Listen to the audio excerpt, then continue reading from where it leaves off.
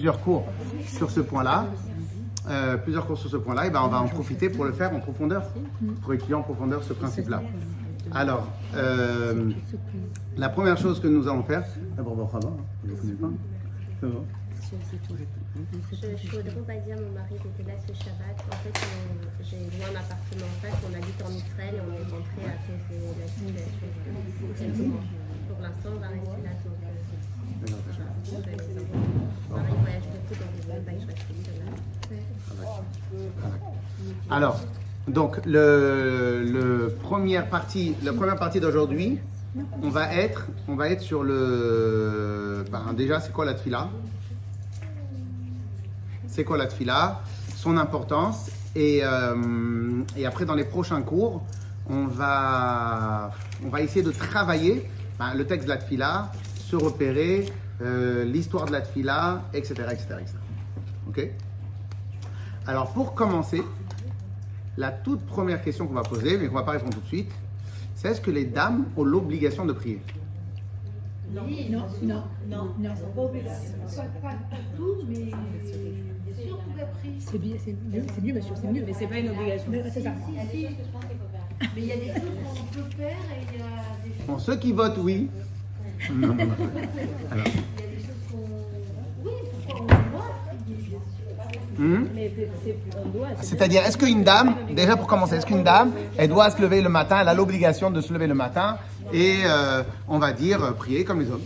Oui, non, elle n'a pas obligation. Non. Comme les hommes. Je demande.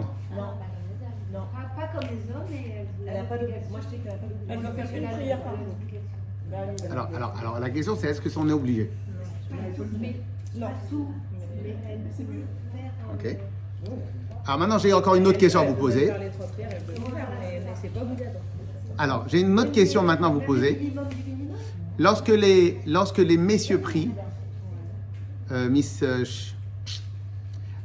lorsque les messieurs prient, est-ce que cette prière-là elle est une obligation de la Torah ou elle est une obligation des rabbanim, des chachamim?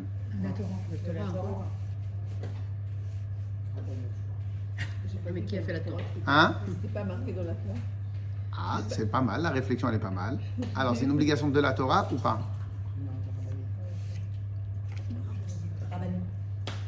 Vous avez tourné votre veste. Ah oui.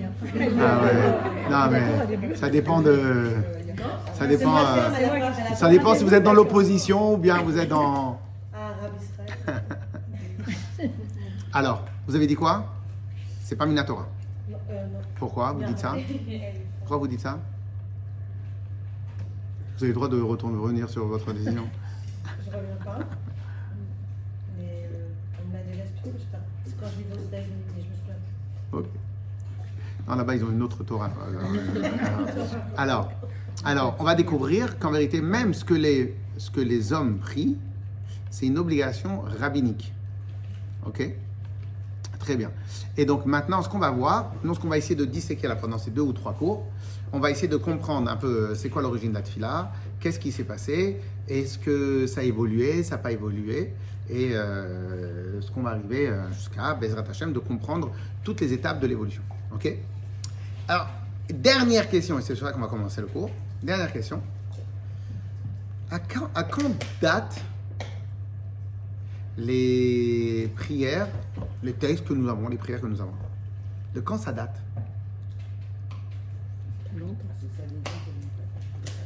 Hein? Abraham, Shacharit, Ah, pas mal. Vous n'avez pas été précis dans la question. De quand datent les textes? De quand datent les textes? Et en vérité même, je vais dire encore mieux que ça. De quand date cette obligation qu'a priori on a hérité de Abraham?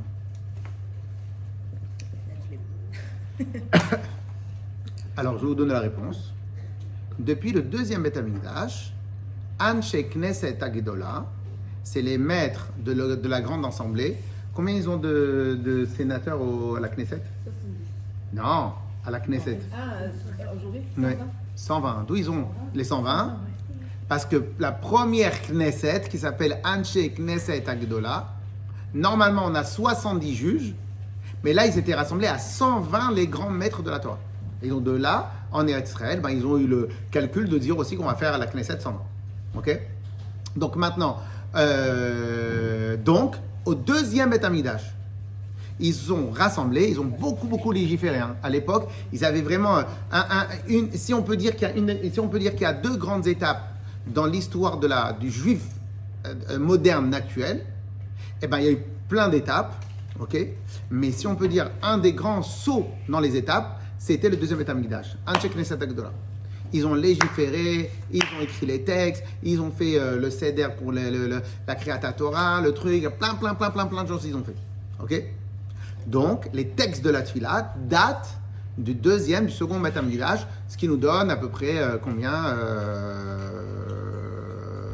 800 ans, je crois. 1800 ans, quelque chose comme ça. Ok? Donc, ça date de cette époque. On est d'accord? Très bien. Donc, depuis cette époque, on a Modéani, on a les brachot du matin, on a la Mida, on a toutes ces choses. Très bien. Et il faisait comment avant? Il faisait pareil. Donc, depuis cette époque, on a Shachrit, Mincha et Arvit. Il faisait comment juste avant?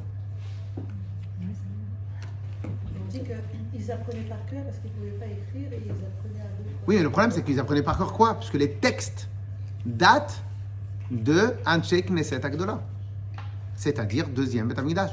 Anshe Knesset Agdola, donc je vous explique un peu grosso modo comment ça s'est passé. On est sorti d'Égypte, 40 années dans le désert, 373 ans, je crois, ou 70 ans, jusqu'à la construction du Beth Amikdash de Shlomo HaMelech.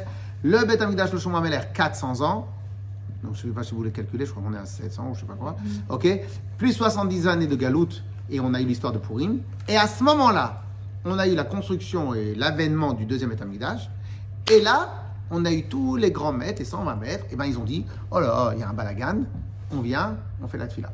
On prépare, on va faire des textes de la tfila. Ils faisaient comment avant? Ils faisaient tout. Hein? Ils parlaient comme ça à Dieu. C'est à l'oral, Et c'est la prière orale. Donc cela veut dire qu'a priori, avant, ils avaient ni shacharit, ils faisaient ni shacharit, ni mincha, ni arvit. Arvit a plus forte raison. Ils ne faisaient pas les textes de la tfila, ils ne faisaient pas les brachot le matin. Ils ne faisaient pas tout ça. Donc en vérité, avant, tout ce que nous vivons aujourd'hui, qui fait partie vraiment, Baruch Hashem, du Seder, de la journée d'un Yehudi, ok, tout ça, c'est à partir du deuxième Beth Amikdash. Avant le deuxième Beth Amikdash, donc le premier Beth Amikdash, on n'avait pas ça du tout. C'est fou quand même, non? Donc cela veut dire que c'est sûr et certain que déjà ça ne peut pas être thoraïque. Parce que si c'est thoraïque, c'est depuis Moshe Rabbeinu. Ouais. Donc c'est sûr et certain que c'est rabbinique. Ok? Clair. Très bien. Alors maintenant, et comment ils font? Ça c'est le premier point. Deuxième point, on va essayer d'explorer déjà un tout petit peu maintenant comment ils sont arrivés à instituer la tfila. Puisqu'avant ils n'avaient pas la tfila. Donc comment c'est sorti de leur tête de faire la tfila. Alors c'est vrai que le Midrash, la Gemara nous dit que Abraham, il a institué la première tfila Shacharit, Yaakov, Yitzhak, la deuxième tfila Mincha, et Yaakov, la troisième tfila Arvit. Ok, très bien, ils ont institué, mais pendant toutes ces années-là, il n'y avait pas. Donc comment ça s'est passé? Qu'est-ce qui s'est passé? Et ça, c'est un point. Deuxième point, qui est peut-être le plus rigolo, puisqu'il n'y avait pas de tfila, il n'y avait pas de synagogue. À la rigueur, il y avait des yeshivot. Et les yeshivot, il y a toujours des yeshivot. Mais il n'y avait pas de synagogue, puisqu'il n'y avait pas de tfila. Donc on faisait quoi au premier Beth Amikdash? Et qu'est-ce qui s'est passé? Comment de rien, ex nihilo, on est arrivé à la tfila? Qu'est-ce qui s'est passé? C'était les sacrifices et tout ça dans le temps. Très bien, mais donc il n'y avait pas de synagogue. Quand on dit synagogue, sachez que Al-Pi Halakha, d'après la Halakha, il y a deux entités de Gdusha. Il y a l'entité de Gdusha qui est liée à Bet HaKnesset, synagogue. Et c'est ça qu'ils ont appelé synagogue. En vérité, nous, dans le terme, la traduction de Bet HaKnesset, c'est la maison de rassemblement. Donc ça, c'est une première entité de rassemblement chez l'Am Israël. La deuxième entité de rassemblement, qui a aussi un autre niveau de Gdusha, c'est le Bet HaMidrash. Bet HaMidrash, c'est l'endroit où on étudie, c'est la yeshiva. Donc ça, c'était les deux entités de rassemblement. Plus tard, les rabbinim, ils ont dit, moi, le Beth Midrash, là où j'étudie, c'est le plus kadosh. Donc je ne prie que là où j'étudie. Mais sinon, il y a deux endroits, Beth Knesset, Beth Midrash. Aujourd'hui en France, bon, on a quelques Beth Knesset. Quand vous allez en Israël, vous voyez vraiment la différence entre un Beth Knesset et un Beth Midrash. Beth Knesset, tu ouvres le matin, 7h, tu pries, tu fais la prière, ou même à 6h, c'est à 5h30, 6h, tu fais la prière. À 7h, tu as fermé. Ça rouvre à Mincha. Mais qu'un bel midrash, c'est pour étudier toute la journée. Et voilà. Et un Beth Midrash, par contre, c'est ouvert non-stop, c'est ouvert beaucoup plus de temps. Et là-bas, les gens, ils reviennent, ils sortent, etc. etc. Et donc, même dans la halakha, il y a un comportement à avoir dans le Beth Knesset. Dans certaines choses, dans un Beth Knesset, c'est interdit. Mais dans un Beth Midrash, ça sera plus permis. Et cependant, dans le Beth Midrash, il y a une plus grande kedusha que dans le Beth Knesset. En tout cas, mais donc cela veut dire que Beth Midrash et Yeshiva, il y a toujours eu. Mais Beth Knesset, il n'y avait pas, puisqu'il n'y avait pas de synagogue, il n'y avait pas de prière.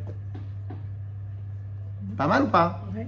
Oui. Excusez-moi, Raph, je pense que j'ai pas suivi, mais Beth Midrash, ça existe même à l'époque du Beth Midrash? Depuis, on le voit dans la parashat de Vaïgash, quand Yaakov, il envoie Yehuda pour construire une yeshiva avant même que Yaakov il arrive. Il y a marqué qu'il n'y a jamais eu une époque dans notre vie, Baruch Hashem, où il n'y a pas eu de la Torah.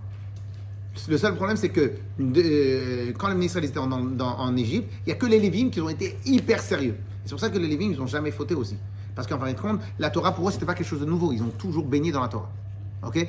Par contre, après, pendant les 40 années dans le désert, pendant les 40 années, on a eu Moshe Rabbeinu qui a fait le Beth Midrash toute la journée. Qu'est-ce qu'il faisait les ministres dans le désert? Beth Midrash, les études. Okay. Mais donc, on a toujours eu l'étude. L'étude a toujours eu. Par contre, parce que dans l'étude, on a toujours eu besoin que les gens ils étudient, ils refont tout ce que les Grecs après ils ont fait l'académie. Chez l'Armée Israël, l'académie elle existe depuis la nuit des temps. C'est à partir de Yaakov. Ouais. En réalité, même Yaakov, il y avait Shemev avant. Mais en tout cas, Yaakov, il a étudié. Abraham, il a créé des yeshivot, comme ça le Rambam nous dit. Yitzhak, il a enseigné ce qu'on appelle le monothéisme et tout ce qu'il y avait besoin de savoir, etc. Donc, yeshiva, il y a toujours eu. Mais Beth Knesset, il n'y a jamais eu. Ben, c'est normal, parce que Beth Knesset, c'est pour prier. Mais s'il n'y a pas de prière, tu fais comment? Alors, la question qu'on va un peu travailler en début, c'est la question, c'est comment on est arrivé, comment c'est sorti du chapeau de qui c'est sorti cette histoire-là de faire synagogue. Un Beth Knesset. Yes? Ok. Alors en vérité, je vous ai un peu induit en erreur. Personnellement, j'aime bien, à chaque fois qu'il y a quelque chose, j'aime bien essayer de retracer l'historique de la chose. Parce que si vous voulez un peu réfléchir de cette manière-là, vous allez voir que très peu de choses sont arrivées ex nihilo. Une chaise, elle n'est pas arrivée ex nihilo. D'abord, on s'assoit sur un tabouret ou on s'assoit sur une pierre. Après la pierre, c'est trop difficile à déplacer. Donc, on va essayer de rendre un peu plus légère la pierre. Les choses ne sont pas arrivées ex nihilo. Les choses n'arrivent pas comme ça. Il n'y a que Akadosh Baruch Hu qui a fait les choses comme ça. Mais sinon, Akadosh Baruch Hu, il a mis un seder, que petit à petit, chaque chose, il arrive en son temps. Donc en vérité, ex nihilo, comme ça, de but en blanc, eh ben, en fin de compte, ça n'existe pas. Et donc, personnellement, je suis toujours curieux d'aller voir l'origine du mécanisme, comment c'est arrivé, toutes ces choses-là. Et donc, en vérité, si on va dire qu'il n'y avait pas de synagogue avant le deuxième Beth Amikdash, ça veut dire que avant le deuxième Beth Amikdash, on ne savait même pas c'était quoi, et tout d'un coup, l'idée, elle sort de l'esprit des rabbanim. Ben, en fin de compte, c'est ça que je vous ai induit un peu en erreur. En vérité, il y avait une sorte de synagogue. Et cette sorte de synagogue-là, elle a été à l'origine connectée et calquée et mise en parallèle avec les sacrifices. Une des phrases qu'on va étudier pendant ces shiurim-là, c'est la notion suivante, que les tfilotes, elles ont été le remplacement des sacrifices. Ça, c'est une des choses qu'on va étudier dans quelques instants. Et en fin de compte, ces tfilotes qui sont le remplacement des sacrifices, donc le tfilat de Shacharit, le matin, c'est par rapport au korban, au sacrifice de Shacharit le matin. La tfila de Mincha, c'est à la place du sacrifice de l'après-midi. Et la tfila de Harvit, on va voir après c'est quoi, c'est à la place de tous les restes qu'on devait encenser. Ok? Donc je rappelle ce point-là parce qu'il est très important. Donc la tfila de Shacharit, c'est à la place, tous les jours au Beth Amikdash, on devait amener minimum un sacrifice le matin qui ouvre tous les autres sacrifices, un sacrifice de Mincha qui clôture tous les sacrifices de la journée. Ça s'appelle les 2 sacrifices journaliers, les Tmidim. Les Tmidim, Tamid, c'est continuel. Ok? Et donc le matin, donc la tfila de Shacharit, elle a été le remplacement, quand le Beth Amikdash a été détruit, elle a été le remplacement du sacrifice du matin. Le sacrifice, la tfila de Mincha, elle a été le remplacement du sacrifice de l'après-midi. Et Arvit, c'est toutes les autres choses qu'on devait faire pendant toute la nuit. Ok? Pour vous donner encore une petite idée avant de continuer, on va voir tout à l'heure un Midrash, que en vérité, le Midrash il nous dit qu'Abraham, il a eu peur pour les Bnei Israël pendant la galoute. Et c'était quoi cette peur-là? Imagine maintenant que les Bnei Israël, ils ne font pas ce qu'ils font, ils ne font pas les mitzvot, peut-être qu'Akadosh Baruch Hu, il va s'énerver contre nous. Qu'est-ce qu'il a dit, Hachem? Il a dit, t'inquiète pas, tant que vous allez faire des korbanot, des sacrifices, eh ben, je prendrai les sacrifices et je les considérerai comme le plus grand mérite. Et grâce aux sacrifices que vous allez faire au Beth Amikdash, parce que je vous l'ai demandé, eh ben, je vous sauverai. Et Hachem, il dit, et Abraham, il dit, et si le Beth Amikdash, il est amené à être détruit, comment vous allez nous sauver? Comment Hachem va nous sauver? Il va dire, quand vous allez faire l'étude des sacrifices à la place des sacrifices, je considérerai que c'est comme les sacrifices. Donc les tfilot qu'on fait comme si c'était les sacrifices, sont le srout dans lequel Akadosh Baruch Hu s'appuie pour sauver leur vie. Donc ça nous montre à combien les sacrifices au Beth Amikdash étaient importants et à combien les tfilot sont importants et qu'en fin de compte, ça fait partie du Seder Yom, de la journée d'un Yehudi. De la même manière qu'au Beth Amikdash, la journée d'un Yehudi. Ok? Sauf que, je termine, pardon, au Beth Amikdash, comme on va voir dans quelques instants, c'était la responsabilité était sur les épaules des Kohanim. À la destruction du Beth Amikdash, la responsabilité, c'est ce que les rabbinim nous ont fait, la responsabilité, elle a été rejaillie, elle a été rejetée, elle a été retransmise à la totalité de tous les Bnei Israël. Ok, oui. Quand on faisait les korbanot, il y avait une cérémonie de prière, maintenant c'est que les korbanot. Alors, c'était plein, il y a marqué, comme on va voir tout de suite, les Kohanim, ils faisaient le travail, et les Lévim, ils chantaient. Ok. C'est minime en fait. Il y avait le Hallel, il y avait plein de choses. Je ne pense pas que c'était des nivonim. C'était des Teilim, c'était des Tfilot, c'était des choses. Mais en fin de compte, il y avait le travail et les Lévim, ils étaient là. Ok? Clair? Alors maintenant, on commence. On va tout de suite attaquer le principe des Mohammadot. Alors.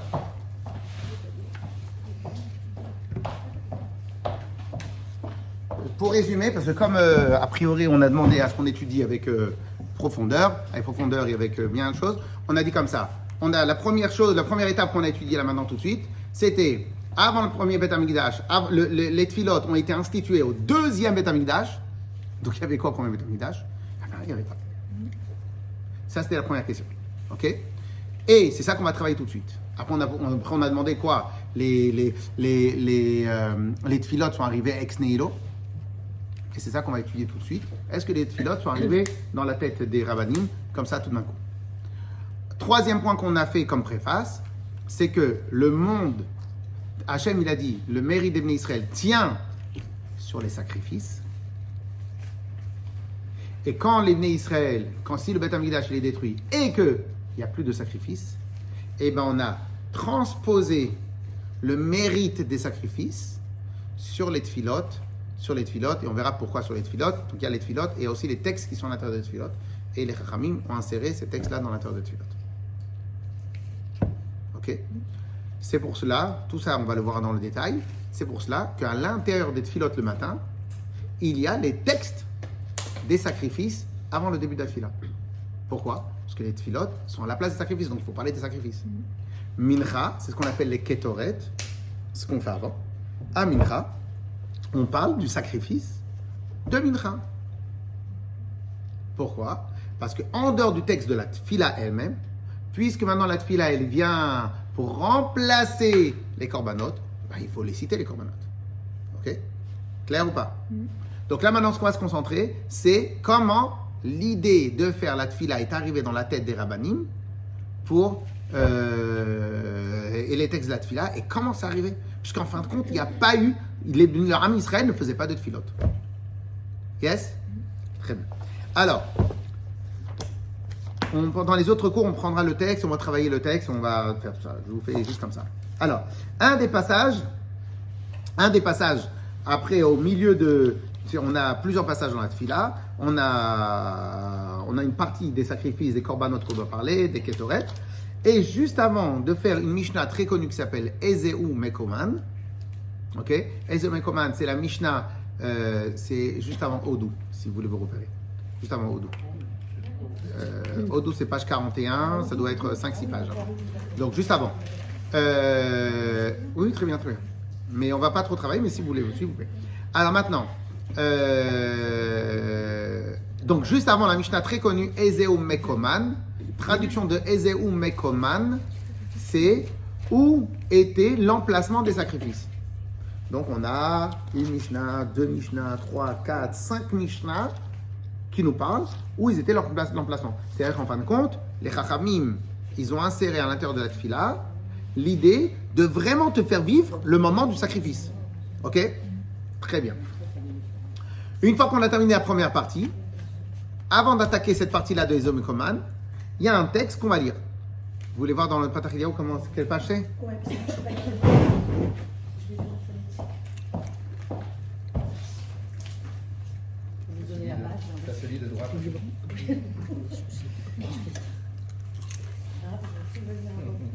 Voilà, c'est ici.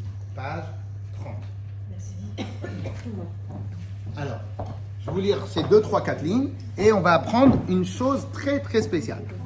Alors, Ribon Haolamim, c'est un sidour, vous voulez savoir c'est où? Ribon Haolamim, donc le passage, on ne va pas trop travailler le texte, hein, c'est juste rapide.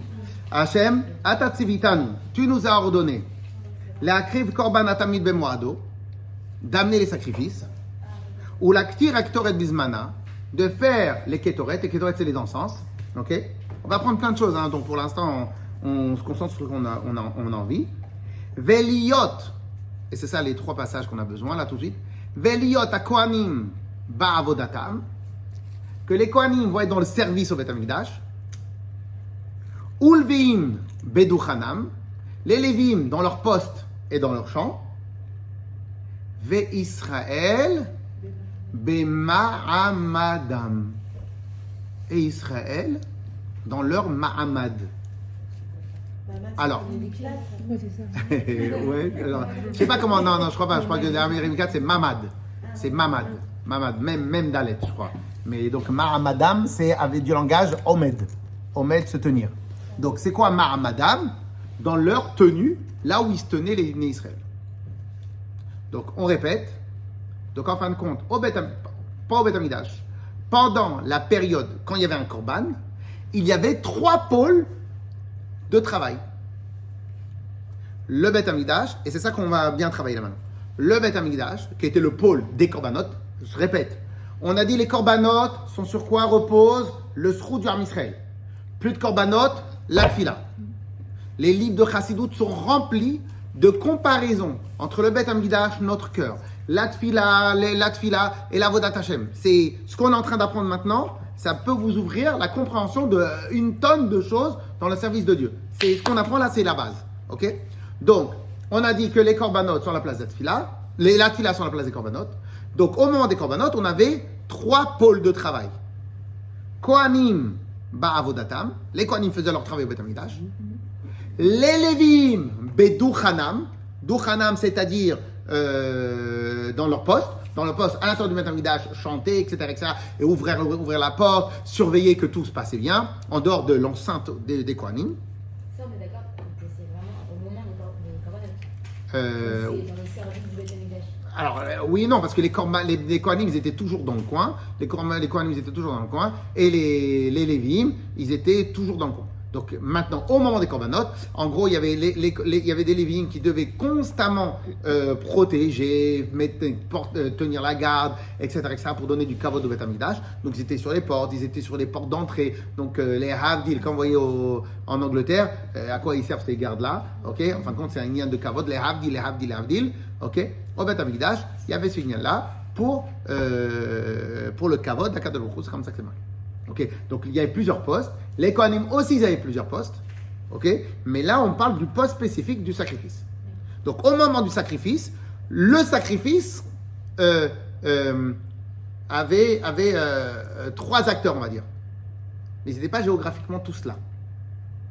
Géographiquement, on avait, dans le Beth Amikdash, Kohanim Bavodata, les Kohanim dans le travail, les Lévim Beduchanam, et les Israël, Ma'amadam. Et les Israël, à leur Ma'amad, à leur poste aussi respectif, c'est comme Duchanim, mais c'est à leur Ma'amad, à leur poste. C'est quoi Ma'amad? Quel poste on parle? Kohanim, je connais. Les Lévim, je connais. Tout ça, c'est le Beth Amikdash. Ma'amad, c'était où? C'est pas en fonction des corbanotes qu'ils voulaient faire. Ok, mais c'est quoi Ma'amad? Alors, on va étudier tout de suite. Alors, c'est quoi Mahamad? Alors, il y avait 2 Mahamad. Il y avait le Mahamad au Beth Amikdash. Et ça, on va pas travailler tout de suite. Il y avait le Mahamad dans quoi? Le Mahamad. Alors, on va voir tout de suite. Alors, c'est quoi le Mahamad? C'était les. On va voir tout de suite dans la Mishnah. L'idée, c'est la suivante. Alors, on va faire de la Mishnah. Donc, la Mishnah, elle est dans la Masechet Ta'anit. On m'a demandé de faire un truc sérieux. Donc, on va faire un truc sérieux là. Hein? Ok? Donc, dans Masechet Ta'anit, dans la Gemara Ta'anit, la Mishnah Ta'anit, on dit comme ça. C'est quoi les Mahamadot? Il y a marqué dans le Pasuk Tsav et Bene Israël ve'amar ta'alem et korbani lachmi leishai. Il y a marqué ordonne aux Bnei Israël et ils vont faire les sacrifices. Ordonne les Bnei Israël. Donc l'ordre, il est au Kohanim, il est au Bnei Israël. Shalom Aleichem. L'ordre, il est au Kohanim ou il est au Bnei Israël? Quand on dit Tsav et Bnei Israël, ordonne aux Bnei Israël, ils vont faire les sacrifices. L'ordre, il est au Kohanim ou il est au Bnei Israël? L'ordre, il est au Bnei Israël. Donc la Mishnah, elle va demander, alors si l'ordre, il est au Bnei Israël, pourquoi il n'y a que les Kohanim qui font? Donc, puisque c'est le Ham Israël, donc nous on est des Israël, je ne sais pas s'il y a des Kohanim parmi nous, mais nous on est des Israël. Donc Hachem il nous a donné à nous l'ordre d'amener les sacrifices. Mais si moi je reste chez moi à la maison, rue de Paris, si je reste à la maison et il y a les sacrifices qui sont amenés au Beth Amikdash, donc l'ordre il ne vient pas de moi, il y a quelqu'un d'autre qui fait ça. Oui ou non? Donc quelle est la réponse? Donc qu'est-ce qu'il y a marqué? Alors, comment c'est possible qu'un juif il amène un sacrifice, il n'est pas à côté du sacrifice? C'est pas possible. Puisque quand tu amènes un sacrifice, tu dois être à côté du sacrifice. C'est pour cela, écoutez bien, Idkinu Nevim Rishonim.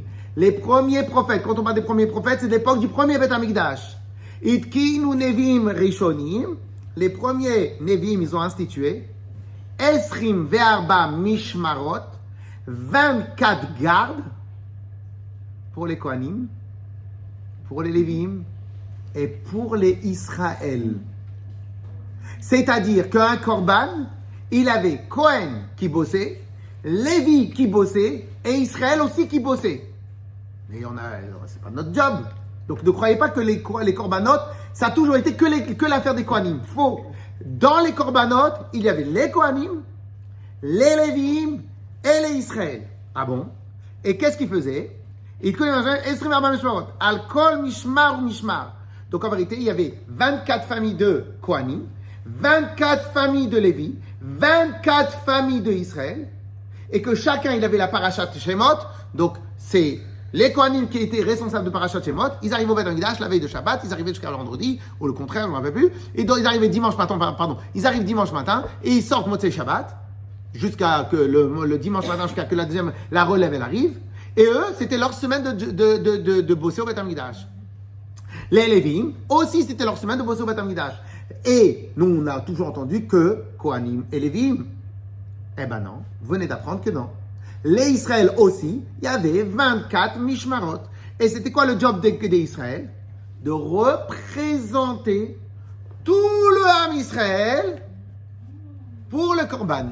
Là, ce qu'on va étudier, c'est le Ma'amad au sein du Beth Amikdash. Mais on va voir dans quelques instants qu'en vérité, dans toutes les grandes villes, il y avait aussi les Ma'amad. Et donc, qu'est-ce qui se passe? Nous, on a toujours entendu parler que les Korbanot, c'était l'affaire des Kohanim. Déjà, c'est faux, parce qu'il y avait déjà les Lévim. Nous, on a entendu parler que les Korbanot, c'était l'affaire des Kohanim et des Lévim. Faux. Kohanim, Lévim et Israël. Et Israël. Ok? Et donc, qu'est-ce qui se passe? Ces troisièmes, donc les Israël, ils allaient au Ma'amad. Et qu'est-ce qu'ils faisaient? Comme Mishmar, Aya Ma'amad Birushalayim shel Kohanim, shel Lévim, mais shel Israël. Donc, tout le temps. Igi Azman Amishmar Lalot. Et donc, lorsque maintenant c'est arrivé le moment pour faire les Korbanot, Kohanim, Levim, Olim Yerushalayim. Et donc, les Kohanim et les Levim, ils allaient à Yerushalayim. Et les Israël, ben, s'ils étaient de la ville de... Bon, à l'époque, il n'y avait pas Ashdod, je crois. C'était et s'ils étaient de Beth Shemesh, ben, restaient à Beth Shemesh. Et c'était leur job à eux de prier de Beth Shemesh pour les Korbanot. Et donc, ils se synchronisaient avec, et on a même qui disaient qu'ils jeûnaient quasiment toute la semaine, sauf vendredi. Pourquoi? Parce qu'ils étaient là à prier pour que les korbanot que les Kohanim et Lévim ils amenaient soient agréés par Hachem. Qu'est-ce qui jeûnait? Les bénis Israël? Non, les Lévim, les Israël. Les Israël. La famille d'Israël, qui a été choisie pour cette semaine, c'était leur job de prier, de gérer des choses. Donc il devait y avoir sûrement à Yerushalayim, une partie dans la ville où ils étaient, et après, ces mishmarot, et ben en fin de compte, dans plein de villes, ils faisaient les mishmarot toutes les semaines. Certains étaient responsables, certains étaient responsables. Il y avait toujours une famille de responsables, mais sinon les ma'amadot, ils étaient partout. Tout le monde parmi les bénis Israël? Non, a priori, c'était que certains rabbanim, c'était que certaines personnes très calées ou qui pouvaient se bloquer une semaine ou qui avaient envie. Parce que c'est un poids, c'est pratiquement une semaine de jeûne toutes les semaines, etc. Et bon, c'était une fois par an, ok? C'est pas non plus la fin du monde, ok? Mais, en fin de compte, c'était ce moment-là, ok? Anche Mahamad, donc la deuxième Mishnah, il nous disait, donc Anche Mahamad, et donc en même temps, il lisait le Sefer Torah chaque semaine, donc la semaine où ils étaient. Donc il y en a qui disent que c'était plusieurs passages, il y en a qui disent que c'était quasiment toujours le même passage, mais peu importe, ils sortaient le Sefer Torah comme on a maintenant. Et ensuite, Anche Mahamad, Ayumitanim, Arba Yamim Beshavua, il jeûnait 4 jours dans la semaine. Et c'est quoi? De lundi à jeudi. Dimanche, parce que tu viens de sortir de Shabbat, Baruch Hashem, tu as mangé comme il faut. Donc le choc, il est trop important entre avoir beaucoup mangé et On devait faire ça. bon, s'il y avait des Ashkénazes, ils pouvaient commencer déjà régulièrement depuis dimanche. Non, je rigole. Et donc, qu'est-ce qui se passe? Et au final, vendredi, pour éviter le choc entre pas manger du tout et hop, tu manges. Et donc, il jeûnait. Ok. Ensuite, et de plus, en dehors du Sefer Torah qui sortait, je ne sais pas si vous avez déjà tenté dans la tfila, après Tachanoun, après Ashrei, il y a ce qu'on appelle le Shir Shel Yom. Le Shir Shel Yom, dans les Patach Eliyahu, dans les Tehilat Hashem, si vous avez un Tehilat Hashem, il est à la page. Excusez-moi, Israël, Ashrei, c'est bien la page 45, ça après? Il y a un premier Ashrei, page 45, et un deuxième Ashrei, page 90.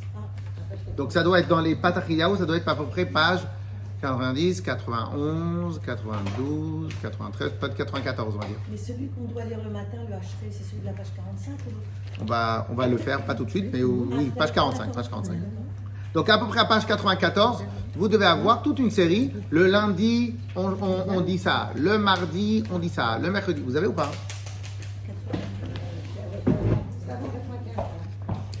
Multiplication, c'est 77. Ouais, le dimanche, le lundi. Ouais. Il dit 94. C'est pas 97. C'est pas 97. 97. Donc à partir de 96, vous avez, il y a le dimanche, le lundi, le mardi, le mercredi, le jeudi, le vendredi. Et le Shabbat, Sfarad, ils font pas. Chabad, ils font aussi un pour Shabbat. Ok? Et donc, chaque jour, on fait un autre Télim spécial qui est lié avec le jour qui est lié avec la création de ce jour-là ou avec autre chose, etc. Et en fin de compte, nous, on croit que c'est dans le Sidour comme ça. Ça date depuis le premier Beth Amikdash. Pourquoi? Regardez, il y a marqué dans la Mishnah. Dechol Yom. Et qu'est-ce qu'on faisait? Eh bien, on faisait tel et tel Télim, tel et tel Télim, etc., etc. Et, ok? Et donc, en fin de compte, cela veut dire que l'ancêtre officiel de notre, ce qu'on appelle la tfila, vous venez un matin, quand vous allez à une bar mitzvah, vous avez plusieurs étapes, il y a le truc, il y a le hachrei, il y a la mida, il y a le sefer Torah, il y a les trucs. Ces étapes-là, l'ancêtre de ce que nous on a, eh ben, c'était pour l'élite, on va dire, du Ham Israël. Et c'est quoi cette élite-là? Eh ben, c'était ce qu'on appelle les Israël qui étaient choisis pour faire partie du Mahamad. Donc cela veut dire qu'en vérité, à cette époque-là, le Ham Israël lambda, le juif lambda, il ne savait même pas c'était quoi une tfila. Ok? Mais l'ancêtre de la tfila, l'ancêtre de ce qu'on connaît nous, il était pour cette élite-là. Et de tout temps, les tfilotes, la synagogue et les tfilotes étaient mis en parallèle avec la Vodat Hashem au Beth Amikdash. Ok? Cela veut dire, alors qu'est-ce qu'il faisait, comment prier un juif lambda à l'époque du premier Beth Amikdash? Et bien en fin de compte, il n'avait pas de texte. Donc qu'est-ce qu'il faisait? Quand il avait besoin de quelque chose, Hachem, s'il te plaît, aide-moi. Ok? Mais on va voir comme plein de choses que Baruch Hashem, merci Hachem, que Dieu nous a donné les rabbanim, comme plein de choses, les rabbanim petit à petit légiféraient.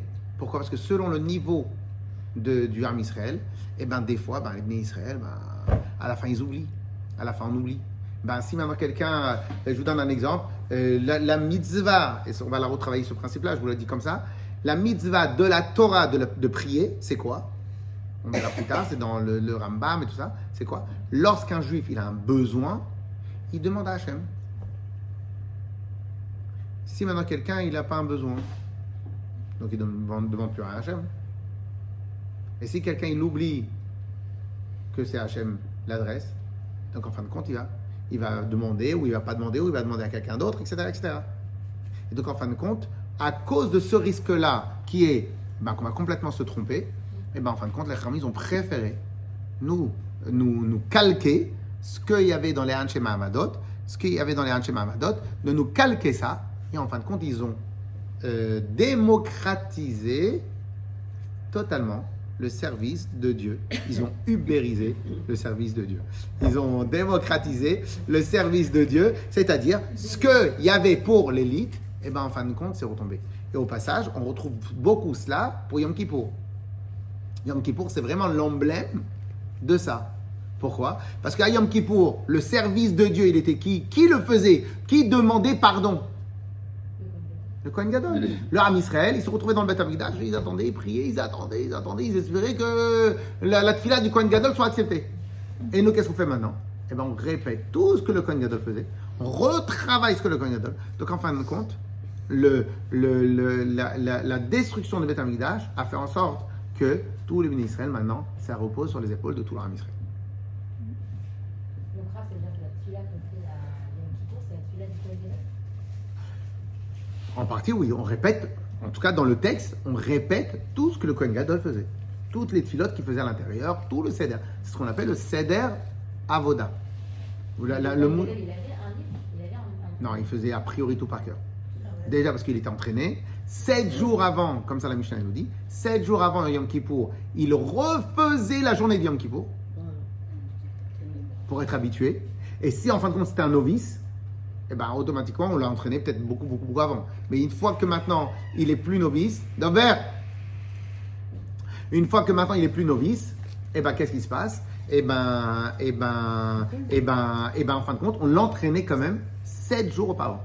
7 jours auparavant, on l'entraînait pour qu'il puisse faire tout le service à l'intérieur du Beth Amikdash. Ok, donc on lui faisait faire le corban, on lui faisait faire le truc, on l'entraînait, on lui posait des questions, on le testait, c'est quoi ça, donc, tu connais bien ça, après on fait quoi ça, etc. Donc pourquoi? Parce qu'en fin de compte, tout le service de Dieu était sur ses épaules, donc on ne pouvait pas laisser une... Et est-ce que le Seder du Kohen Gadol, on l'a dans la Torah? Il est écrit? Bah, en grande partie, ouais. Après les textes, la tfila exacte qu'il demandait, etc. Non, mais Davka, le Seder du Kohen Gadol, dans Parashat Acharemot. Dans Parashat Acharemot, c'est la paracha qu'on lit à Yom Kippour. C'est vraiment, tout est vraiment dit, quasiment tout. Quasiment tout est dit clairement dans le Seder de Yom Kippour. Okay? Donc vraiment, le Seder de Yom Kippour, c'est marqué dans Parashat Acharemot, c'est totalement le Kohen Gadol qui fait le travail. Ok? Yes? Ok? Et au final, nous, qu'est-ce qu'on fait à Yom Kippour? Eh bien, on prie, on fait tchouva, on refait le seder, et en fin de compte, nous tous, on essaye un peu de faire... Très bien. Qui a entendu parler, c'est quoi Moussaf déjà? Vous avez entendu parler de Shacharit. Shacharit. Et Rosh Chodesh, on fait Moussaf. Shabbat matin, on fait Moussaf. C'est quoi Moussaf? La répétition de la Mida? Non. Ça, on le fait quasiment toutes les tfilotes, sauf Arvit. Donc, Moussaf, c'est quoi Moussaf? C'est pour ajouter des personnes, peut-être. Racine du mot Moussaf, à chaque fois que vous avez, bon, pour ceux qui connaissent un peu l'hébreu, à chaque fois que vous avez un bug sur une étude, cherchez la racine du mot, l'étymologie. Moussaf, ça vient de quel mot? Il y a des Israéliens parmi nous? Hein? Rajouter, léosif. Ok? Donc c'était quoi Moussaf? C'est ce que je vous ai dit tout à l'heure. Tous les jours, on avait Tamid. Le Tamid, c'était le sacrifice du matin. Tamid Shel Shacharit. Ça, c'était l'ouverture. Le soir, Tamid Shel Ben Ha'arbaim. Donc le sacrifice de l'après-midi. Et entre-temps, tous les bénis Israël, ils venaient. Moi, je dois amener, je reviens de voyage, je dois amener un sacrifice. J'ai eu une naissance, j'ai amené un sacrifice, etc., etc. Tous les sacrifices que tous les bénis Israël doivent amener. Mais pas les sacrifices obligatoires. Les sacrifices communautaires obligatoires, eh ben, quand ça arrivait Shabbat, on avait un sacrifice en plus obligatoire de la communauté, donc du Ham Israël. Par exemple, le sacrifice de Shabbat. Pendant Sukkot, on avait 70 sacrifices à ramener. À Shavuot, à Sukkot, à Pesach, etc., etc. Donc, et à Rosh Chodesh, on devait amener un sacrifice supplémentaire. Okay?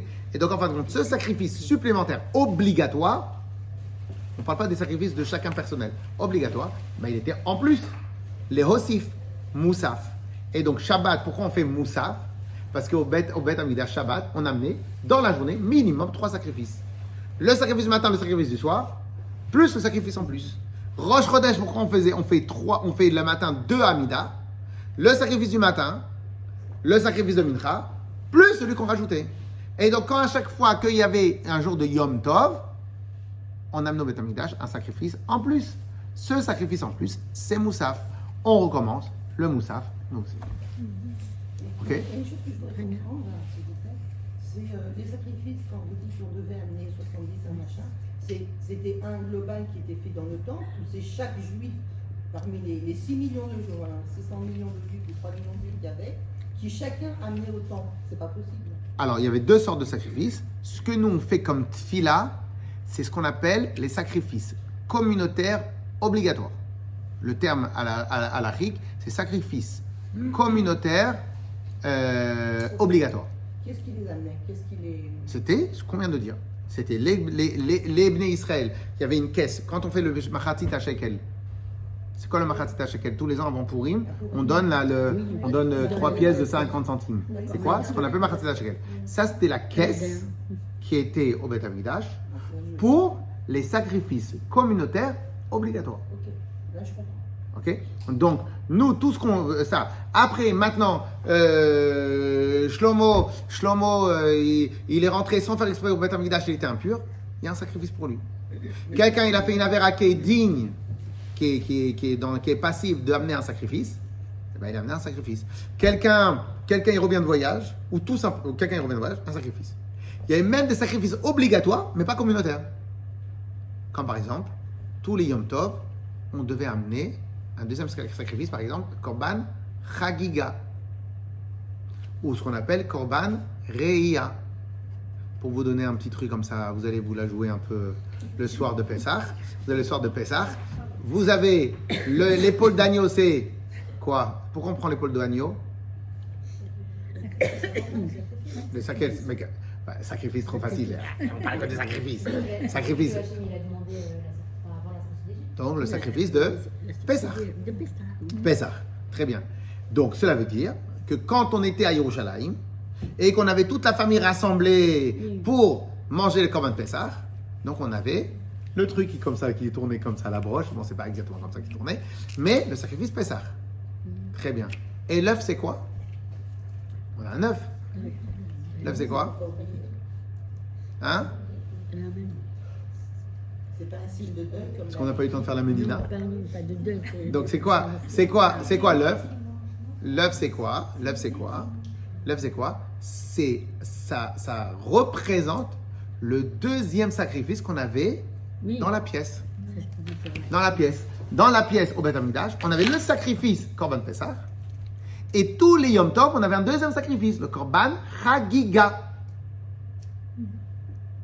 Et donc, toutes les familles au Beth Amikdash, quand ils... Alors, je parle de Pessah parce qu'à Pessah, on a tous l'obligation d'aller à Yerushalayim, d'avoir un sacrifice à la maison, parce qu'on ramenait le sacrifice, on faisait le sacrifice au Beth Amikdash, on le ramenait à la maison, et c'est le seul sacrifice qu'on faisait comme ça, ok? En tout cas, de cette manière-là, et parce qu'on appelle les Korban Shlamim, bon, c'est-à-dire. Et donc, qu'est-ce qui se passe? On ramenait le sacrifice à la maison, donc on était tous rassemblés. Quand est-ce qu'on va kiffer au Beth Amikdash, Bezrat Hashem, quand il va arriver? On va être tous comme ça, on va avoir toutes les familles, on va amener un grand agneau, on va amener un grand en chose, on va dire, on va s'appeler tous, allez, tu manges chez moi, on va faire le Beth Amikdash, on mange chez moi, on va être comme ça. Et qu'est-ce qui va se passer? Sur table, sur place, on va faire le Seder Haggadah, et pendant que le Seder Haggadah, il va y avoir deux sacrifices qui vont être grillés. Le Korban Pessah, le Korban Chagiga. On commence par le Korban Chagiga, et une fois qu'on est repu, on mange le sacrifice Korban Pessah. Ok? Donc, cela veut dire qu'on faisait... Alors, mais le Korban Pessah n'est pas appelé un sacrifice communautaire. Donc, il était des deniers personnels. Tous les sacrifices dont on parle, qu'on fait Moussaf, c'est les sacrifices communautaires obligatoires. Sacrifices communautaires obligatoires. Clair? Donc, au Beth Amikdash, quand il y avait à Sukkot, on devait amener jusqu'à 70 sacrifices. C'était ça, c'était de ces caisses-là. À Shavuot, c'était de ces caisses-là. Le matin et l'après-midi, c'était de ces caisses-là, etc., etc., etc. Et nous, notre filote, sont à la place de ces sacrifices-là communautaires obligatoires. Et Raph, si tu veux changer le Amikdash, il y aura à la fois la tefila et les sacrifices? A priori, ouais. A priori, ouais. Parce que Ma'alin Bakodesh, on s'élève dans le Kodesh, on ne régresse pas, puisque maintenant tous les bénis Israël ont appris à faire leur avodat Hashem de cette manière-là, on ne va pas régresser. Donc a priori, tous les bénis Israël vont être l'élite en eux-mêmes, ils vont faire les choses. Donc on sera les fameuses 24 semaines. Voilà. Et toute l'année. Mais on est nombreux quand même, ils ont le temps en une journée de faire tous ces sacrifices dans la journée. Ça prend du temps quand même de faire une shrita. Bah, je pense que la période de trafic intense, ça devait être la période des fêtes. Tishri, Pessah, ça devait être la guerre. Parce que tout le monde allait au Beth Amikdash à Pessah, mais toute l'année, il devait y avoir beaucoup de sacrifices. Hein? Bah, déjà quelqu'un qui faisait par inadvertance une faute Shabbat, il devait amener un sacrifice. Faire tchouva, amener un sacrifice. Ok? Et s'il y en avait plein qui faisaient des fautes, tout le monde devait amener un sacrifice. Et le pire, c'est les Kohanim, ils devaient manger une partie. C'est marqué que les Kohanim, ils avaient les Si t'es vegan, les fallait pas pieds être. jusqu'au genou dans le sang. Je sais pas jusqu'au genou, mais. Des sacrifices. Non, mais c'est. Et il y a marqué qu'un des miracles qu'il y avait au Beth Amikdash, c'est qu'il n'y avait jamais une zvouv, une mouche, à l'intérieur du Beth Amikdash. Jamais une mouche, parce qu'il y avait la Kedusha et tout. On a appris un point très important. Très important. Je répète parce que c'est très important. Je répète exprès, comme ça, quand on sort d'ici, on a les mémos techniques. Ok? Donc, on répète ce qu'on a étudié jusqu'à maintenant. Les korbanot, les tfilot, ont été complètement calqués sur la Avodat Hashem, des sacrifices. Les tfilot ont été totalement calqués sur la Avodat Hashem, le service de Dieu, des sacrifices. Comme on est arrivé à Kohanim, moi je m'appelle Israël, comme on est arrivé de Kohanim à Israël, alors on a expliqué la digression de la Avodat Hashem. La Mishnah nous a appris, et Char, est-ce que c'est possible que Hashem il a dit Tzav et Bnei Israël, ordonne aux Bnei Israël. Donc les Kohanim, les Bnei Israël, on a l'obligation d'amener un sacrifice, mais moi je paye et je m'en vais. C'est possible. Et tu sais pas si ton sacrifice il a été accepté par Hashem. Donc qu'est-ce qui s'est passé? Depuis le début du premier Beth Amikdash, qu'on appelle les Nevi'im Arishonim, les tout premiers prophètes, ils ont reçu par ordre, par prophétie d'Hachem, que pendant qu'il y a les Kohanim qui font le service de Dieu au Beth Amikdash, il faut que tout le Ham Israël ils soient rassemblés pour que les sacrifices soient acceptés, puisque c'est un service de Dieu de tout le Ham Israël. Sauf que pas tout le Ham Israël, ils étaient dans l'histoire. Donc qu'est-ce qu'on avait?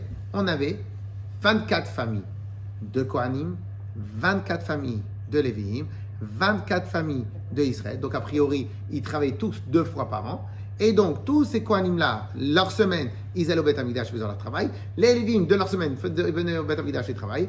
Et les Israël, ils étaient dédiés à prier, jeûner, demander à Hachem que Akadosh Baruch Hu, il accepte leur prière. En même temps, ils sortaient la Torah pour qu'on ait le sroud de la Torah. En même temps, ils faisaient des prières spéciales, que ça soit le dimanche, que ça soit le lundi, que ça soit le mardi, etc., etc. Et quasiment pendant toute la semaine, ils jeûnaient.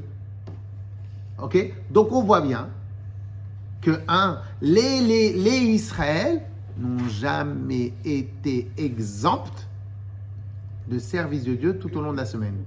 Sauf que c'était une élite qui le faisait. Et l'élite, elle représentait l'Armée Israël. Et c'est ça qu'on fait tous les matins. On a vu dans la page, je ne me rappelle plus, dans la page, on a dit Kohanim ba'avodatam, Lévim beshiram ou bezimram, beduchanam, les Lévim dans leur chant et dans leur poste, et Israël bema'amadam. Donc en vérité, malgré que officiellement il n'y avait pas de synagogue, il n'y avait pas de tfila, il n'y avait pas de texte de tfila, il n'y avait pas tout ça au premier Beth Amikdash, ça c'est la version officielle. La version qu'on vient d'apprendre, c'est quoi? C'est que pour le 99% du Ham Israël, oui, tu as raison, mais il y avait une élite, sur ordre des Nevi'im, de se rassembler dans un Beth Knesset, donc dans un lieu de rassemblement, dans un Beth Knesset, pour faire déjà de leur endroit la tfila et le service de Dieu pour accompagner l'élévation des korbanot. Ce qu'on vient d'apprendre, c'est un scoop. D'accord? Je pense que c'est un scoop pour tout le monde, presque tout le monde. Claire? Et là, pourquoi le chiffre 24? Il y avait 24 vies, même pas. En vérité, c'était un multiple de 8. Donc au début, un multiple de 4. Tout au début, Moshe Rabbeinu, je crois, si je ne me trompe pas, il a fait 4. David Ameler, il a doublé ou il a plusieurs multipliés. Ou c'était Moshe Rabbeinu, c'était 8. Après David Ameler, c'était 16. Et après, on a été 24. Okay? Et les 24, en fin de compte, rassemblaient quasiment tous les Kohanim et les Lévi'im. Et en fin de compte, chaque semaine, et donc a priori, on faisait 2 fois par an, les Kohanim et les Lévi'im, ils servaient au Beth Amikdash 2 fois par an. 2 fois par an, puisqu'en fin de compte, on a 50 semaines à peu près, sauf pendant les fêtes. Pendant les Shalosh Regalim, il n'y avait plus de règles. Tu avais la famille qui était dédiée à cette semaine-là, mais tous les Kohanim, ils avaient le droit de venir et de prier. Tous les Kohanim, tous les Lévi'im, tous les Israël. Ok? Donc c'était fait avec graduation. Au début, il y avait quoi? Il y avait Aaron et ses enfants et les petits-enfants. Donc on pouvait séparer en 8. Et 8, ça veut dire que tous les 8 semaines, ils servaient au Beth Amikdash. Après, il y avait beaucoup de Kohanim. Donc comment on va faire? Donc ils ont redivisé. Et là, pourquoi ils n'ont pas redivisé plus? Peut-être que c'était suffisant. Yes? Pas mal? Pas mal du tout. Claire? Claire? Alors, ensuite.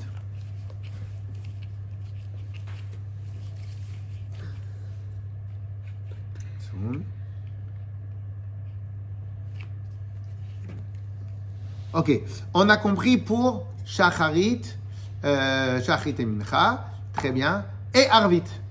Comment il est arrivé Arvit?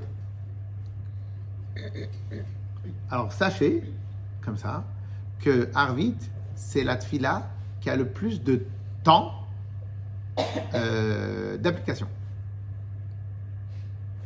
La tfila de Shacharit, elle est du lever du soleil jusqu'à la 4e heure. Donc aujourd'hui, ça va être quoi? Donc par exemple, aujourd'hui, la tfila de Shacharit, ça va être, Netzachama, le début de la journée, c'est 7h35. Et ben, on peut faire la tfila jusqu'à 10h54. 10h54. Donc la 4e heure de la journée. Donc on considère Netzachama, le lever du soleil, le début de la première heure. Vous comptez après un calcul qu'on fera peut-être une autre fois. Et donc en fin de compte, la 4e heure. Donc elle n'a que 4 heures d'application. Mincha, ça commence, elle a un peu plus d'heures d'application, à peu près, après 6 heures, je crois.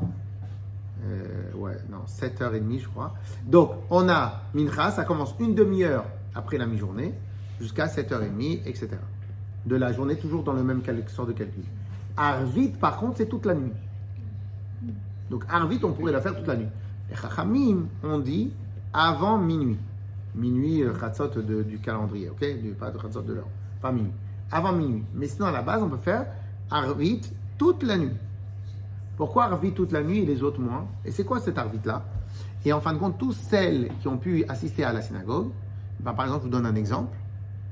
La tfila de Shacharit, une fois qu'on a fait l'Amida, on fait la répétition.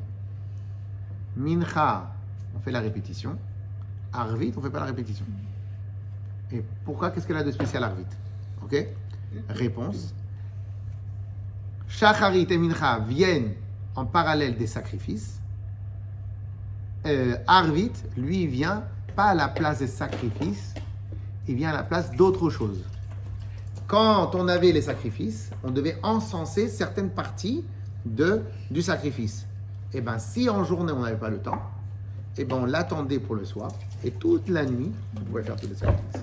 Et Arvit est à la place. Et c'est pour cela que pendant longtemps, on considérait Arvit, enfin, c'est même la halakha, sauf que maintenant tout le monde le fait.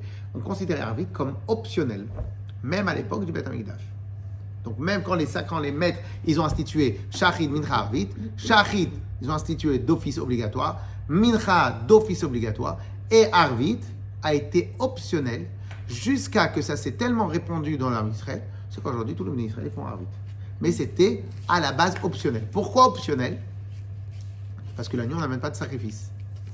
Comme les korbanot, ils sont calqués sur les sacrifices. Donc quand il y a un sacrifice, la tfila est obligatoire. Quand il y a un sacrifice, la tfila est obligatoire. Donc shachrit, obligatoire la tfila. Mincha, obligatoire la tfila. Moussaf, obligatoire Moussaf, parce qu'il y a un sacrifice. Et Arvit, il n'y a pas de sacrifice ce soir. Donc optionnel, pareil obligatoire. Et ça vient faire quoi, Arvit? Ça vient faire les encens qu'on veut encenser. Ça veut dire des questions avant de continuer? Et l'encens est obligatoire aussi. L'encens Oui, mais de certains... très bien. Mais comme l'ADN de la tfila, c'est calquer les sacrifices. C'est-à-dire, obligatoirement, on a été Shacharit et Mincha, on a été les encens avec. C'est-à-dire à la base, tu fais shachrit, les sacrifices et les encens. Et donc des fois, on terminait dans une journée normale, on terminait les encens dans la journée. Puisqu'en fin de compte, on avait le temps. C'est que dans des endroits. Donc comme c'était de base a priori optionnel, très bonne remarque, comme à la base c'était optionnel, donc en fin de compte, Arvit, ça a toujours été optionnel. Tout à l'heure, vous avez dit qu'on faisait prière de 7h, on rajoutait 4 heures jusqu'à 11h. Et donc, alors, le schéma, quand on regarde. Le schéma, c'est 3 heures de la journée. Le schéma, c'est jusqu'à la 3e heure de la journée. Oui, on Et shachrit. enfin, il y a un minimum et un maximum. Par exemple, hier ou avant-hier, c'était 9h16 jusqu'à 10h quelque chose. De Donc, quoi? ça fait partie. Le schéma, quand je regarde sur le. 9h17, oui, 10h04. Voilà, donc ça fait partie des. Non, parce que là, les deux horaires que vous avez donnés, c'est une machloket, une différence d'opinion entre deux grands rabbanim, que un il dit à partir de quand on calcule l'horaire, les 3 heures, et donc jusqu'à quand. L'autre il dit à partir de quand et jusqu'à quand. Tous les deux, ils sont d'accord sur les 3 heures, parce que ça, c'est la Mishnah qui a décrété, donc personne ne peut discuter sur ça. Donc là, mais eux, ils ne sont pas d'accord à partir de quand ça commence et comment on le calcule. Ça, c'est la différence. Mais les deux horaires, c'est toujours sur le même point. La fin de Kriyat Shema, c'est 3 heures de la journée. Ah, ok. C'est-à-dire que le schéma Israël doit être fait obligatoirement avant, là en l'occurrence aujourd'hui, avant 10 heures. Voilà, maximum, le max du max, c'est le 10h04. C'est-à-dire, Hachem il nous a demandé de faire le schéma Israël le matin et le soir, à l'heure de ton coucher et lorsque tu te lèveras. Donc le matin et le soir. Le matin, c'est le matin. La Mishnah, elle a décrété que le matin, c'est jusqu'aux 3 premières heures du lever du soleil. Et le soir, c'est la nuit. C'est-à-dire qu'on peut très bien terminer le schéma Israël à 10 heures et continuer avec la Mida. Exactement. Et la Amida, on a jusqu'à... mais en vérité, c'est presque même pas comme ça qu'on fait. Qu'est-ce qu'on fait? On fait le matin, dans le Shabbat, très souvent, on dépasse l'horaire. Si on fait la tefila à 9h30, on dépasse l'horaire de Kriyat Shema. Donc avant, sur le chemin de la choule, à la maison, etc., on fait le schéma Israël. Donc pour s'acquitter de la mitzvah de schéma Israël. Et après, on le refera à l'intérieur de la tefila. Ça va faire partie des choses qu'on va étudier, qu'en fin de compte, une tefila, on va étudier tous le texte, pas le texte complètement, ça on verra, mais ce qu'on va étudier, c'est la structure de la tefila. Et on verra qu'en vérité, la tefila, elle a plein de modules différents, que tous ces modules-là, ils ont mis plusieurs centaines d'années pour être raccrochés les uns avec les autres. Ok? Alors, le matin, quand on fait la tefila des femmes, entre parenthèses, enfin entre guillemets, on ne sait pas si les femmes elles ont l'obligation ou pas de tout. Mais si elles décident de faire les prières du matin, est-ce qu'elles ont l'obligation de faire la Hamida ou pas? Bah, de base, pour les femmes, il n'y a pas d'obligation. Voilà, Ok? c'est ce qu'on a dit. Mais en vérité, même ça, quand on dit il n'y a pas d'obligation, qu'est-ce que ça veut dire il n'y a pas d'obligation? Les tefilot, les brachot du matin, c'est devenu, c'est pas une obligation, mais c'est des tefilot de remerciement. Ok? Donc en fin de compte, dès qu'on se lève, on le fait. Est-ce que c'est une obligation comme les hommes ou pas comme les hommes? Concrètement, comme Arvit, tout le monde le fait. Ok? Donc on essaie de le faire, parce que c'est le minimum de remercier Hachem de s'être levé le matin, des brachot, etc. etc. Donc maintenant, si on arrive à faire la mida, personnellement, je n'ai pas été au séminaire des dames, je ne sais pas exactement comment ça marche dans les dames, mais moi ce que j'ai vu, c'est que les dames, elles font attention à la tefila. On essaie de faire attention à la Au moins, tefila. à faire une À fois, com- c'est ça. Voilà. À combien? Pourquoi? Parce que les dames, après, elles ont plein de responsabilités que l'homme n'a pas. Donc là où les dames, elles ont une responsabilité de par leur rôle, Hachem leur a enlevé les responsabilités vis-à-vis de lui. Ça, c'est la classe. Donc il a enlevé les responsabilités vis-à-vis de lui. Donc là où les dames, Dieu il leur a mis une responsabilité, il leur a enlevé les autres responsabilités. Comme les hommes, ils n'ont pas les mêmes responsabilités des femmes, donc les hommes, eux, on leur a rien enlevé.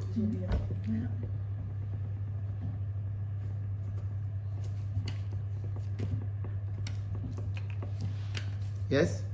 Donc là, aujourd'hui, je pense qu'on a pris un grand scoop. Le grand scoop d'aujourd'hui, c'est le calcage de la tefila avec les sacrifices. Ok?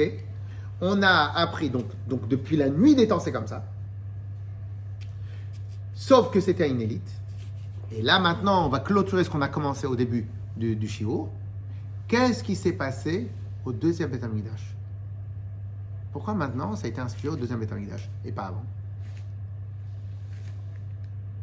Et bien en fin de compte, et maintenant on va peut-être un peu mieux comprendre la catastrophe spirituelle de la destruction du Beth Amikdash. Ben, en fin de compte, c'est tout simple. Avant le service de Dieu, à l'époque du Beth Amikdash, le service de Dieu d'un juif, on ne dirait pas qu'il était simple parce que c'est jamais simple, ok?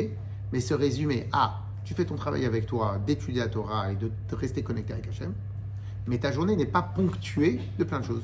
Tu travailles dans les champs, Le maximum de ponctuation d'une journée d'un juif à l'époque du premier Beth Amikdash, c'est quoi?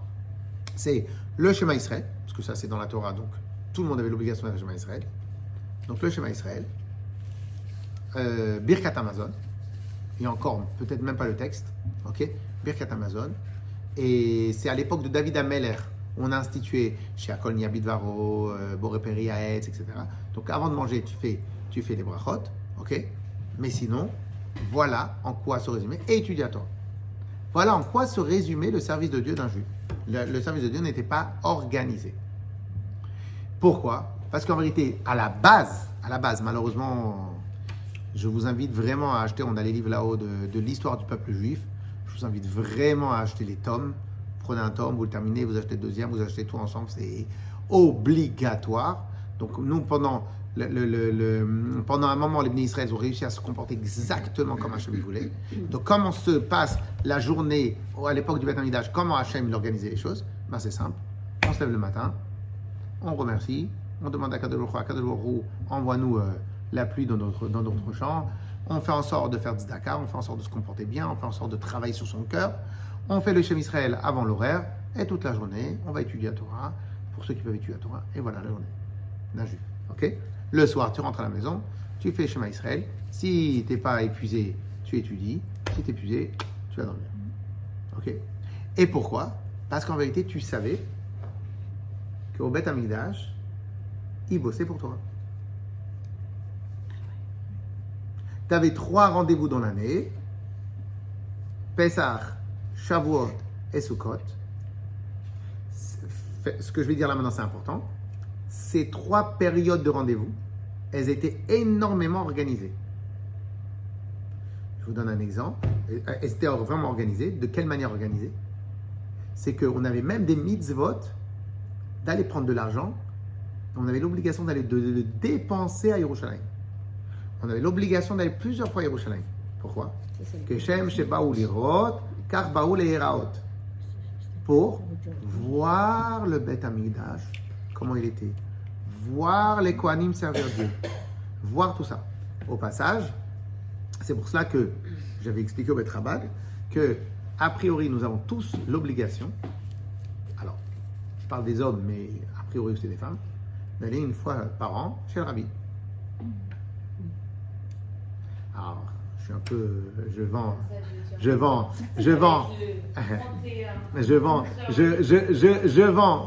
le Rabbi parce qu'on est là pour ça.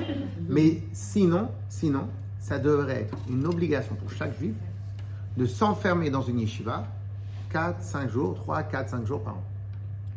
Aller à Yerushalayim, trouver une yeshiva 3-4-5 jours. Pourquoi? Parce que quand on va en Israël pour aller bronzer, tu n'as pas vraiment ressenti c'est quoi le vrai service de Dieu. On a une obligation, quelques fois par an, donc à la base ça aurait été à 3, d'aller dans un endroit de Gdusha, s'immerger dans la Gdusha, pour re-respirer c'est quoi vraiment le service de Dieu d'un juif.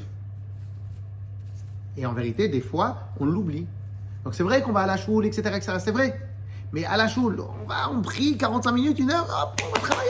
90% de notre temps, il est lié avec les affaires du monde. C'est pour cela qu'il y a, peut-être vous avez entendu parler de ce qu'on appelle le Maaser Sheni. Le Maaser Sheni, c'est un truc de dingue. C'est quoi le Maaser Sheni? C'est, tu prends 1/10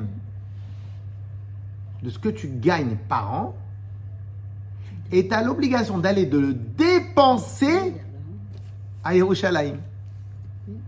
Tu as l'obligation d'aller de dépenser à Yerushalayim. C'est-à-dire, c'est même pas pour les Kohanim, c'est pour personne, c'est pour toi, mais tu as l'obligation d'aller le dépenser à Yerushalayim. Qu'est-ce qui s'est passé? Eh bien, en fin de compte, le Sefer HaChinuch, il nous explique. C'est afin que le Ben Israël, il ait l'habitude, le réflexe, d'aller voir le Beth Amikdash. Sinon, le Beth Amikdash, tu l'oublies. Sinon, le Korbanot, tu l'oublies parce que tu es tout seul dans ton terrain, au fin fond de ton terrain, et tu oublies un peu c'est quoi l'Arme Israël, c'est quoi le Beth Amikdash, c'est quoi le service de Dieu, qu'est-ce qui se passe dans l'année pendant que toi, tu es chez toi. Ok? Donc, ça fait partie intégrante de la structure du service de Dieu. Mais, c'était au maximum 3 fois par an. Et si maintenant, tu étais une personne âgée, tu ne pouvais pas te déplacer, tu en étais exempte, etc., etc., etc. Donc, c'était 3 fois par an. Mais en fin de compte, c'est peut-être pas assez. Mais c'était 3 fois par an. Donc en vérité, un juif lambda, il était éduqué quand il était petit, c'est simple. Tu as besoin d'une chose, voilà l'éducation comme elle était résumée. Tu as besoin de quelque chose, tu demandes à Hachem. Tu travailles, le reste du temps tu étudies. Et 3 fois par an, on va voir le Ham Israël, on va voir Akadosh Baruch Hu, on va voir les services du Beth Amikdash, on va voir les korbanot, on va voir les sacrifices, on va s'émerveiller. Et ce qu'on appelle Shnat Hakel, l'année du Hakel, eh ben on était tous tous rendez-vous au Beth Amikdash pour en plus entendre le roi qui nous rappelle c'est quoi le Ham Israël. Ok, donc c'était organisé de cette manière. Mais certains peuvent dire que c'était assez léger, mais c'était ça le service de Dieu. Donc le juif tout seul à la maison, pas beaucoup de choses qui étaient organisées. Allez, un texte, avait peut-être un texte pour le kidouche, pas beaucoup de choses étaient organisées. Donc tous les yeux étaient rivés vers Yerushalayim. On est d'accord sur ce point-là? Très bien. Le Beth Amikdash est détruit. T'es un juif lambda. Et là, du coup, t'as plus rien t'as plus rien. C'était ça le traumatisme de la destruction du Beth Amikdash. Si en fin de compte, t'es un Ben Israël, t'es comme ça et tu on fait quoi maintenant? Il n'y a plus de Korbanot, il n'y a plus de Kohanim, Lévi'im, Israël, il n'y a plus rien. Il n'y a plus rien. T'es comme ça. Et on fait quoi aujourd'hui? Il n'y a plus rien. Fini. Out of order, page 404. Il n'y a personne sur le site. Il n'y a personne sur le truc. C'est fini, il n'y a personne. Et donc, qu'est-ce qui se passe? Le traumatisme était énorme. Ça a mis 70 ans la Galoute de Babel pour se refaire. C'est marrant qu'à chaque fois, il y a ce chiffre-là de 70, 75. Et donc, qu'est-ce qui se passe?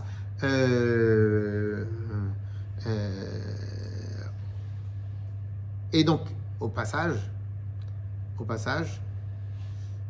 vous laisse pour la fin. Et donc, qu'est-ce qui se passe? Et donc, on arrive, le temps, parce que entre le premier et le deuxième Beth Amikdash, on a eu la galoute de Nebuchadnezzar. On a eu, Hachem, il a organisé qu'il y avait déjà une communauté juive en Babylone. En Babylone, on a eu l'histoire de Purim, on a eu Mordechai, on a eu certains sages. Il y avait déjà une yeshiva qui était en truc. Quand les Israéliens ont été dégagés là-bas, en fin de compte, il y a une petite structure qui les a récupérés. Guédalia, il est resté en Eretz Israël pour essayer de reconstruire le peu qui reste. Mais en fin de compte, les Israéliens étaient perdus total. Le temps qu'on s'organise, dès qu'on a eu le mérite et la permission de refaire le deuxième Beth Amikdash, qu'est-ce qui se passe?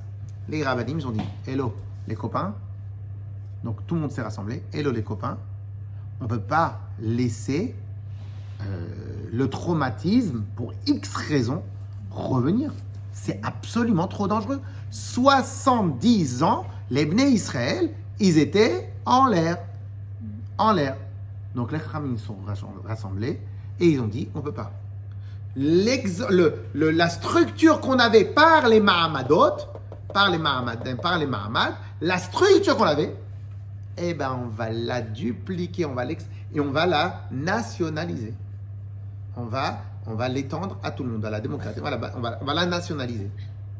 Ils ont repris la structure de Mahamadot, ils ont fait les textes de la Tfila, ils ont fait les brachot, ils ont fait des choses, ils ont fait les textes de la Tfila. Bon, sachez que de manière générale... À la fin de la discipline du deuxième Beth Amikdash Non, le début du deuxième Beth Amikdash.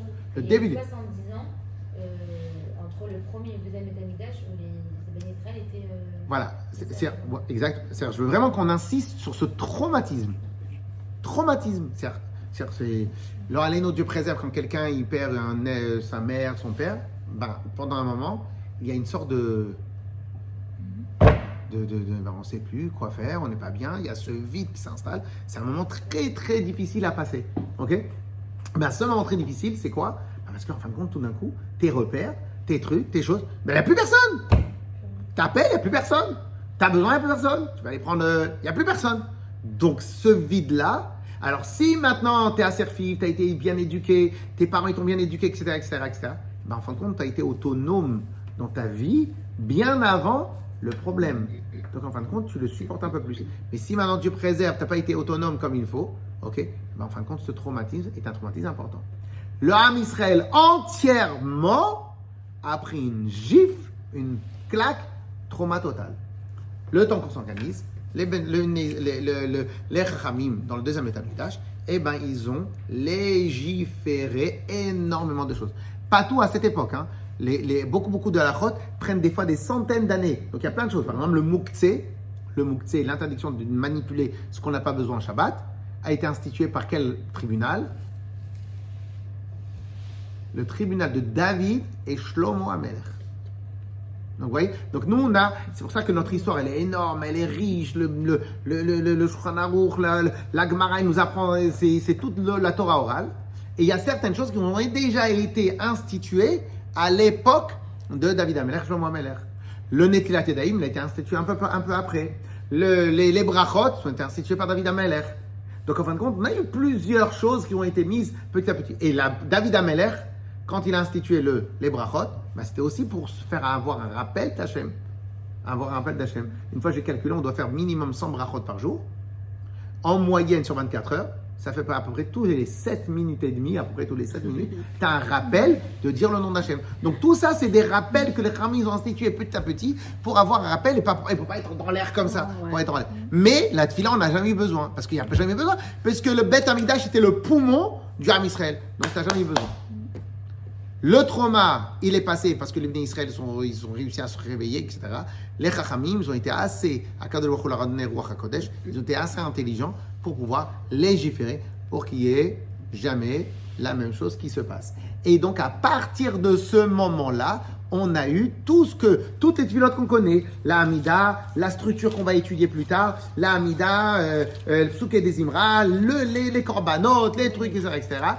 Certains ont été faits depuis l'époque de David Amelech, d'autres ils ont été faits pendant, mais sinon la quasi-totalité a été légiférée. Ok, à cet instant-là, et ça a été justement pour sauver leur âme Israël. Et donc, ce qu'on a appris, on a appris tout ça, et donc ce qu'on a appris aujourd'hui, vous pourrez réviser sur la vidéo, et donc ce qu'on a appris aujourd'hui, ça a été que les Chachamim, c'est important parce que c'est important pour comprendre tout le reste et tout ce qu'on va étudier dans les autres shiurim. Donc cela veut dire que ce calcage, ce parallèle, il est, je dirais pas, on pourrait dire absolu, en tout cas il est important, il est formel. Le parallèle des tefilot est un parallèle total avec les sacrifices. Pour l'instant, on n'a appris que la partie technique, mais tous les livres de Chassidut vont parler du parallèle profond qu'il y a entre notre manière de servir Dieu et le sacrifice au Beth Amikdash. Simcha. Alors, clair et clair ou pas? Donc là, ce qu'on a appris, on a bien cadré l'historique de la tefila. On a cadré l'historique de la tefila, on a cadré comment c'est arrivé, on a cadré pourquoi on fait la tefila, comment c'est arrivé, et on a cadré comment le calcage est arrivé. Et de cette élite des Bnei Israël, que leur job était justement d'amener les sacrifices. Et donc les Chachamim, quoi qu'il arrive, ça a toujours existé que le Bnei Israël est pris en même temps que les sacrifices. Et bien de là a été totalement calqué la tefila contemporaine. Ok? On a vu que ce point-là, on l'a sur Shacharit, on l'a sur Mincha, on l'a sur Moussaf. Dans les textes de la tefila, on va retrouver souvent ça. La structure d'une tefila, la tefila, on retrouve cette histoire de korbanot. Et après, Bezrat Hashem, ça sera toute la partie qu'on va étudier, la partie d'Avodat Hashem qu'on va travailler, etc. Allez, Razel.